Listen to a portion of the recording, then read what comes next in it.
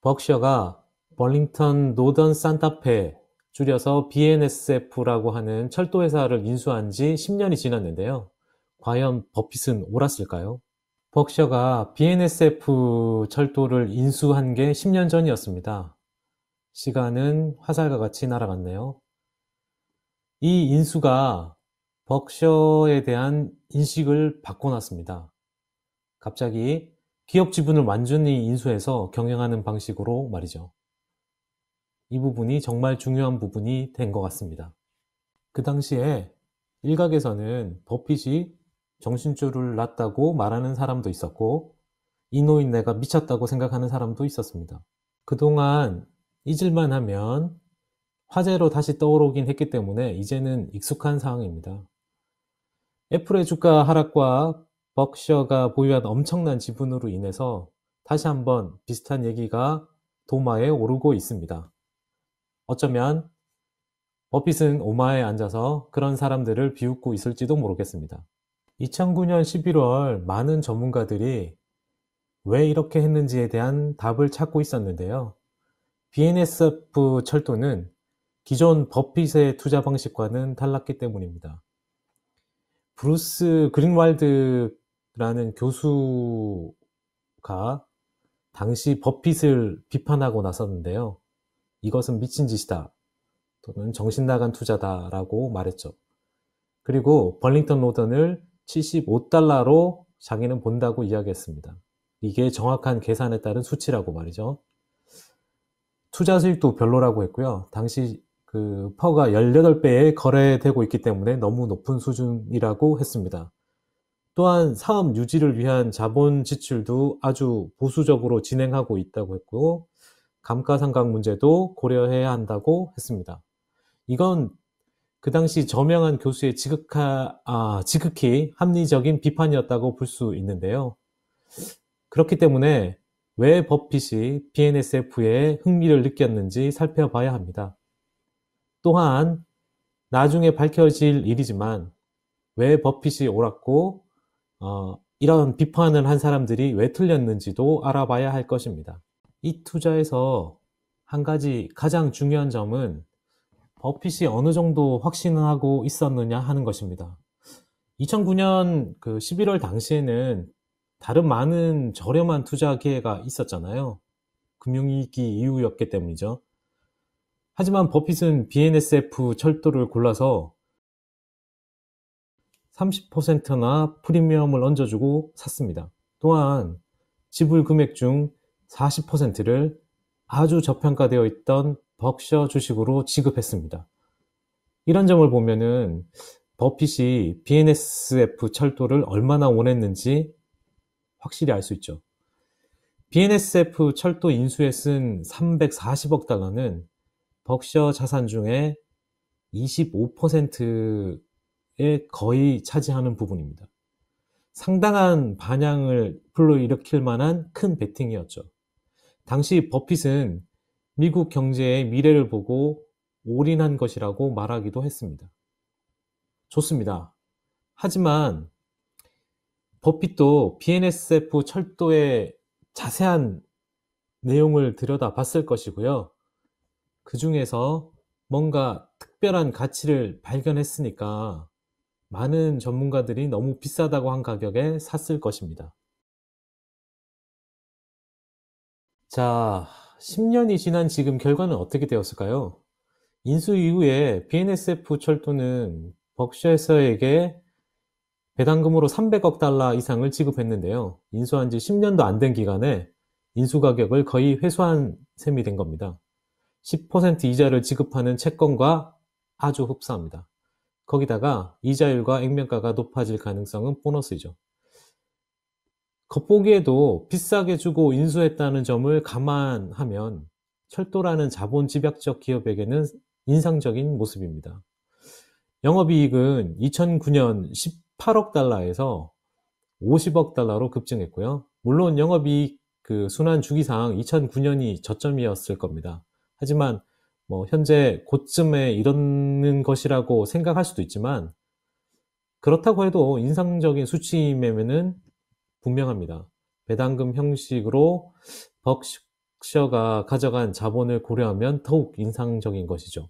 상장업체로 비슷한 구조로 운용되고 있는 유니온 퍼시픽 철도와 비교해봐도 잘 알 수 있습니다. 티커로 UMP는 기본적으로 230억 달러의 비슷한 매출을 기록하고 있는데요. UMP가 사업의 구조적 차이 때문에 마진이 약간 높아서 수익성이 약간 더 높습니다. 재미있는 사실은 UMP의 본사가 다름 아닌 네브라스카 오마하에 있다는 점입니다. 그런데 버핏은 다른 철도회사를 선택한 거죠.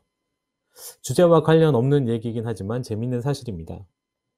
그래서 제가 2017년에 오마에 갔던 기억이 나서 사진도 올려봅니다. 그리고 2017년 그 애뉴얼 미팅 때 잭 보거를 멀리서나마 봤었는데요. 오늘 타게 했다는 소식에 애뉴얼 미팅 영상도 한번 첨부해 봅니다.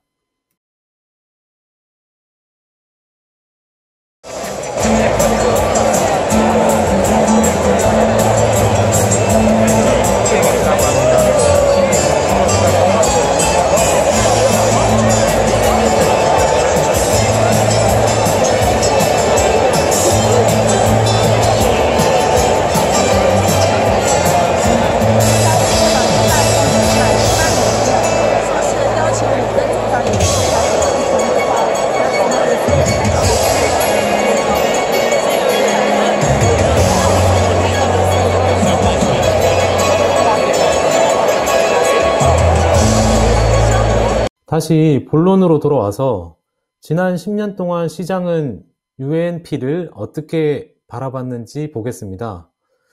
이 기간 동안 BNSF와 UNP의 실적은 아주 비슷해서 매출은 50% 증가했고 현금 흐름은 2배로 뛰었습니다. 2009년 11월 이후에 UNP는 투자자들에게 연평균 22%의 내부 수익률을 제공했는데요. 이는 대단히 인상적인 숫자입니다. 같은 기간 S&P 500은 연평균 11.8%의 수익률로 아주 좋았지만 이 철도 회사는 그보다 2배 가까운 수익률을 안겨주었습니다.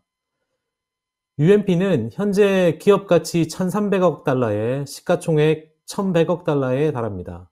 또한 EV EBITDA는 12.5배이며 PER은 19배에 이릅니다. 이를 통해서 BNSF의 시장 가치를 가늠해 볼 수도 있을 것입니다. UNP와 비슷한 수치를 적용해 보면 BNSF의 기업 가치는 1250억 달러에 주식 가치는 1050억 달러에 이를 것으로 보입니다. 다시 한번 말하지만 버핏은 이 회사를 340억 달러를 주고 샀고 이미 배당금으로 310억 달러를 가져갔습니다. 그러고도 1000억 달러 이상이 남은 것입니다.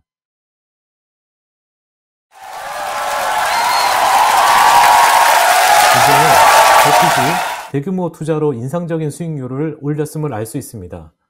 하지만 하나 더 볼 게 있습니다. 바로 18%라는 숫자인데요. 처음 많은 사람들이 그저 그런 수익률을 올릴 거라고 생각한 데 비해 인상적인 수익률을 올린 것입니다.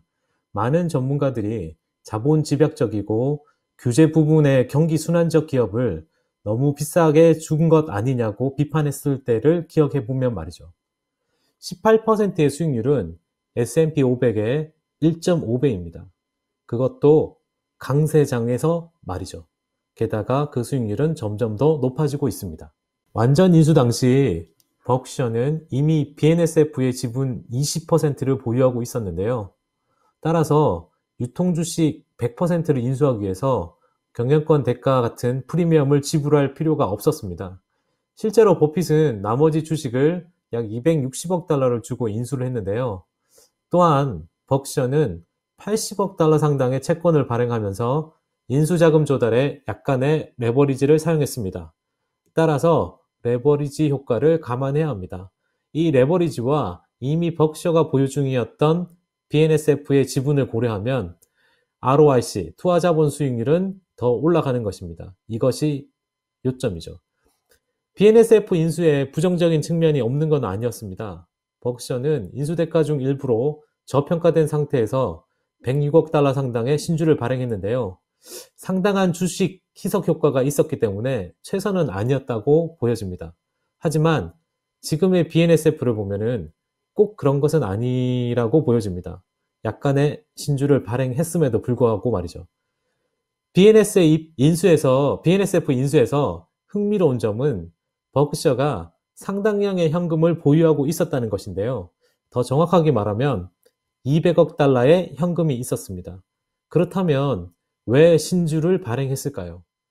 버핏이 밝힌 바에 따르면 버크셔의 현금 보유고를 200억 달러 아래로 만들고 싶지 않아서였다고 합니다. 당시, 즉 외환위기 이후에 투자 기회가 널려 있었던 그 시장 상황을 감안할 때는 그 돈을 전부 투자해도 됐지만 워렌 버핏은 그런 유혹을 참아냈습니다. 이것이 투자의 원칙입니다. BNSF는 버크셔가 인수한 후 어떻게 변했을까요? 대차대조표상으로는 부채가 120억 달러 늘어난 것으로 보입니다. 하지만 대부분이 배당금 형태로 버크셔에로 다시 들어갔죠. 우량 기업으로 낮은 이자로 돈을 빌릴 수 있기 때문에 타당한 조치였다고 생각합니다. 매출도 50% 증가했습니다. 2009년 금융위기 당시 매출은 140억 달러였는데요. 그 이후 경제 성장과 미국의 원유 호황의 도움으로 매출은 50% 증가한 230억 달러로 증가했습니다.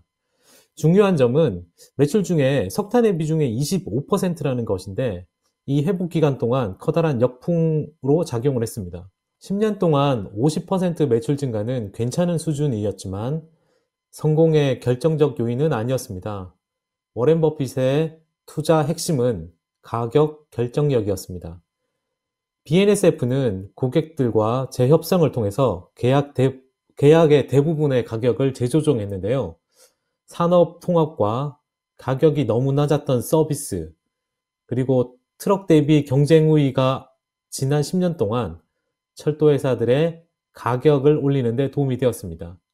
이와 같이 매출 증가와 가격 인상, 그리고 운영 비용 절감이 합쳐지면서 마진이 증대되었는데요. 에비타 마진은 인수 당시 35%에서 현재 45% 수준으로 높아졌고요. 또한 추가적인 재정 레버리지가 수익률을 증대시켰습니다. 이렇게 지금까지는 버핏이 옳았습니다. 그는 지금까지 가격 결정력이 있는 기업들, 시즈 캔디, 코카콜라, 무디스 등의 투자에 엄청난 돈을 벌었는데요. 장기간에 걸친 매출 증가와 가격 인상이라는 공식이 아주 생산적이었음이 증명되었습니다. 앞으로도 계속해서 오랜 기간 오마하에 배당금을 보내줄 수 있는 훌륭한 자산들입니다. 그리고 마지막으로 버크셔 해소웨이의 장부가상 BNSF의 가치는 430억 달러인데 반해서 앞서 밝혔듯이 BNSF의 실질 가치는 1,050억 달러 상당이라는 점입니다. 다음에 찾아뵙겠습니다. 감사합니다.